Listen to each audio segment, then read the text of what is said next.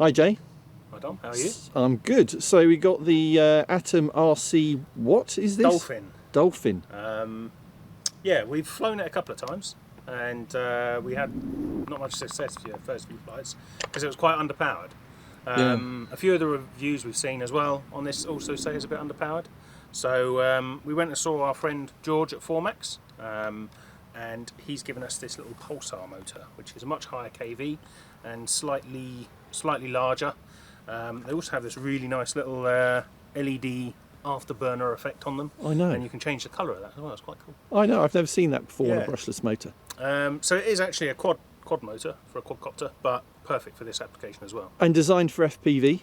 Yeah, absolutely. So you got your DJI air unit on the front there. Yeah, we've got a DJI air unit sat in there. Just a little custom printed air intake because the actual air unit's inside the canopy.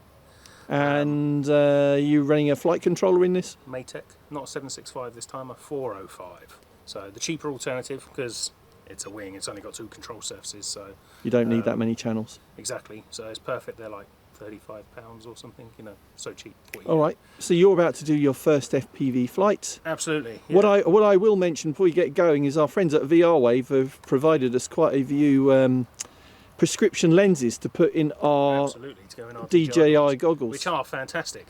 They A, fit really well, and B, you don't have to wear your glasses. I know. Your goggles. So all you have to do is go on their website, put in your prescription if you know it. If you don't know it, get it from your optician.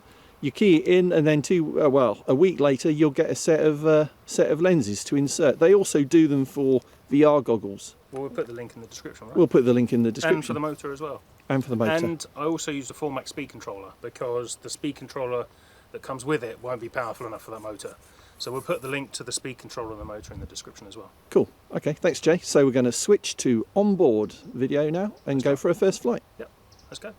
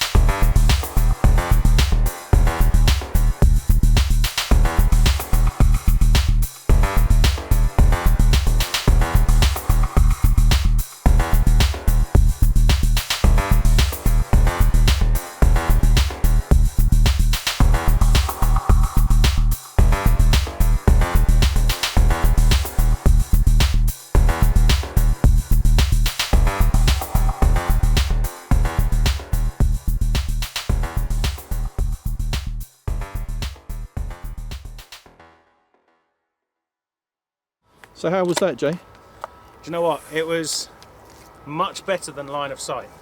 I'm not going to lie, it flies like a bit of a dog line of sight, and I don't know if it's my tune or what, but you saw yourself, it's very, very pitchy, and the stall is quite violent on it. And you were just doing that, and you said it was at what, 30 k's? About 32 kilometres an hour. There's no wind today, so the speed's pretty accurate. It just drops a wing and rolls inverted. That's quite violently, yeah. It is quite a violent stall, yeah. So I went up high, tried it a few times, definitely around about 35 kilometres an hour is your stall speed. But stay within its, I mean, it shifts. I mean, you saw it coming through. It's pretty it's quick.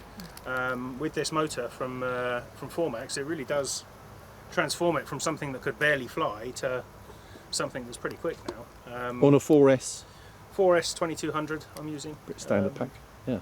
Planning on building a lithium ion pack for it, so only a little bit heavier. It'll be 4S 8000 milliamp hour. For a lot more minutes. Yeah, so going from 2000 to 8000, so 4 times the flight time. Yeah. And it'll fit in there because you've got absolute bags of room in there for a battery. All right, so it's okay, but we're not massively impressed. Need some work. I've seen some people saying they are quite impressed with it, so maybe it's the tune we got set up, I don't know, but we'll definitely keep trying, and yeah, let's see how it goes. All right, thanks for watching, everyone. You might want to subscribe. If you do, please click the bell icon for notifications. Thanks for watching. See you next time. Thanks, Jay.